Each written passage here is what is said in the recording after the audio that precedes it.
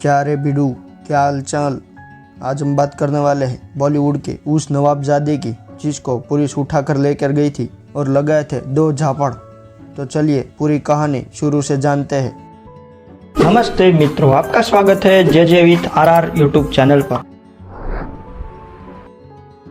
12 मार्च 1993, ये काला दिन शायद ही कोई भूल पाया होगा। इस दिन मुंबई में हुए बम धमाकों ने पूरे हिंदुस्तान को हिला दिया था। ये वह बम धमाका था जिसकी वजह से अंडरवर्ल्ड और बॉलीवुड का घिनौना सच सामने आया था। 12 मार्च को धमाका हुआ।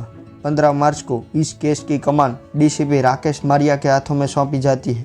उनके अंडर 200 से ज़्यादा घातक और डेरिंगबाज ऑफिसरों की टीम बनाई जाती है और फिर अलग अलग जगहों से 189 लोगों को उठा लेते हैं। तब सामने आया कि दाऊद और उसके भाई अनीस जैसे अंडरवर्ल्ड से जुड़े लोगों ने देश के कुछ लोगों को बरगलाकर ये काम करवाया था। इस खतरनाक साजिश में गरीब लोग के साथ साथ कुछ पावरफुल लोग भी शामिल थे। कोई व्यापारी था, क्या कोई बॉलीवुड का प्रोड्यूसर। ऐसे में 2 शख्स ऐसा दावा कर रहे थे कि दाऊद इब्राहिम के हथियारों को एक जगह से दूसरी जगह शिफ्ट करने में संजय दत्त ने भी अहम भूमिका निभाई थी। कांग्रेस के एमपी, दिग्गज एक्टर सुनील दत्त और उस दौर की मेगा स्टार नरगिस दत्त की एकलौती लाडले संजय दत्त का नाम सुनते ही राकेश मारिया दुविधा में पड़ गए। वह जानते थे कि अगर ये दोनों अपराधी सच बोल रहे हैं तो अब इस केस में बड़ा तूफान आने वाला है, क्योंकि संजय दत्त को गिरफ्तार करने का मतलब साफ था, आग को गले लगाना। दरअसल हुआ यूं कि राकेश मारिया बम धमाकों के आरोपियों को एक के बाद एक अरेस्ट कर सलाखों के पीछे धकेले जा रहे थे। तभी 3 दिन पहले पकड़े गए दाऊद का खूंखार गुर्गा बाबा मूसा चौहान हनीफ और समीर के बारे में बताता है। इन दोनों को तुरंत मुंबई क्राइम ब्रांच लाया जाता है और राकेश मारिया बड़ी सख्ती से पूछताछ शुरू करते हैं। 3rd डिग्री का प्रसाद लेने के बाद दोनों तोते की तरह सब बोलने लगे। दोनों बताते हैं कि साहब बाबा मूसा चौहान हथियारों से भरी हुई गाड़ी उनके पास लेकर आया था और फिर समीर उस गाड़ी को ड्राइव कर संजय दत्त के बंगलों तक लेके गया था, जहां पर सारे हथियार गाड़ी से उतार कर रख दिए थे। उसके कुछ दिन बाद हनीफ एक मारुति वाहन लेकर दत्त के बंगले पर गया और इन हथियारों में से कुछ हथियार संजय दत्त ने अपने पास रख लिए थे, बाकी के हथियार लौटा दिए थे। इन दोनों पप्पू लोग के इस बयान से राकेश मारिया पूरी तरह से हिल गए थे।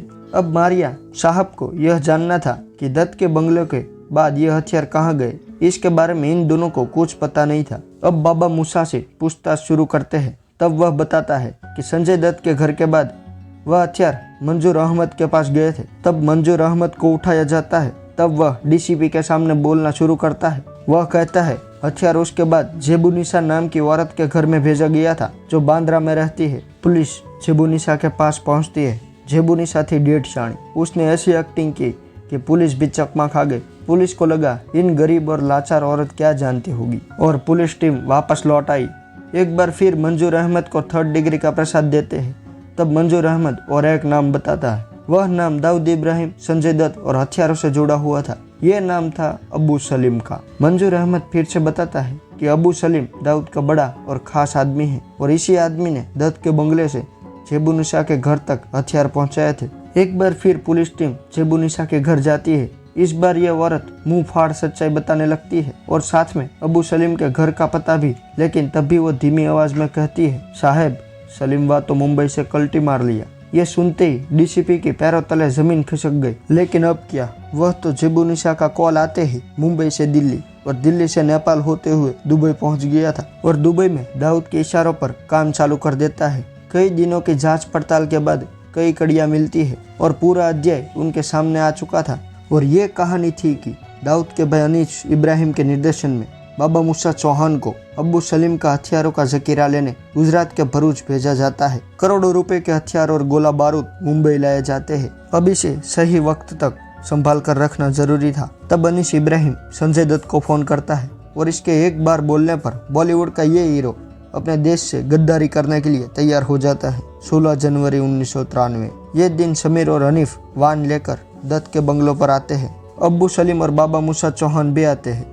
संजय दत्त अपने गैरेज में मारुति वैन रखवा देता है। इसमें से 3 AK-56, 25 हैंड ग्रेनेड और 9mm पिस्तौल अपने लिए रख लेता है। दाऊद के भाई अनीस के कहने पर संजय दत्त ने ये हथियार अपने बंगले पर रखवा तो दिए थे, लेकिन कुछ दिन बाद उसका कलेजा फड़फड़ाने लगता है। वो अनीस को हथियार वापस ले जाने के लिए कहता है। अनीस के कहने पर अबू सलीम और हनीफ और समीर संजू के पास से हथियार ले लेते हैं। उसने जो अपने पास हथियार रखे थे उसमें से एक AK-56 और पिस्टल अपने पास रखकर बाकी हथियार भी संजय दत्त वापस कर देता है। फिर वह गाड़ी को जेबुनिसा के घर में छुपाई जाती है। फिर यहाँ से हथियार कहाँ गए सिर्फ अबू सलेमी जानता है, पर अब वह DCP मारिया की पहुंच से बहुत दूर दुबई में बैठा हुआ था। अब बिडू कहानी शुरू होती है।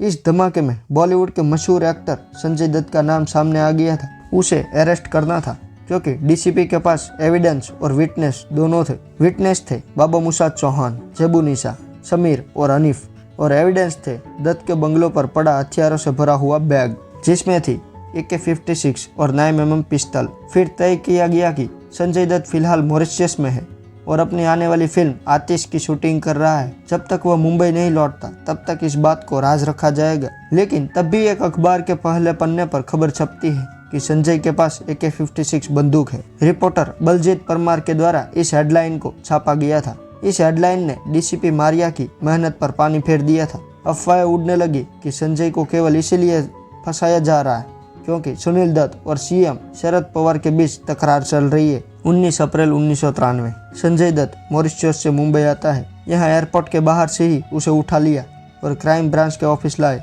DCP के गुस्से के सामने संजय दत्त पिघल चुका था और एक ही जापड़ में बच्चे की माफिक रोते हुए उसने जो भी बातें बताई वह सारी बातें बाबा मुसाद चौहान, जेबुनिसा और समीर और हनीफ की कहानी से मेल खाती थी। जब DCP मारिया उसे पूछते हैं कि वह हथियार अब कहाँ है, तब संजू कहता है कि सॉरी सर, वह हथियार तो मैंने डिस्ट्रॉय करवा दिए। उस हेडलाइन को देखकर मैं डर गया था और अपने दोस्तों को कहकर उसे डिस्ट्रॉय करवा दिया। अब शाम के समय DCP से मिलने उसके पिता Sunil Dutt Mumbai crime branch office आते हैं। यहाँ सच्चाई जान के सुनील दत्त अंदर से टूट चुके थे। इसके बाद क्या हुआ वह सब हम जानते हैं, फिल्मों में सुनाया और दिखाया जाता है। तो बिडू ये थी कहानी। मिलते हैं कई और नई कहानी के साथ, तब तक इस RR भाई का आपको बाय बाय।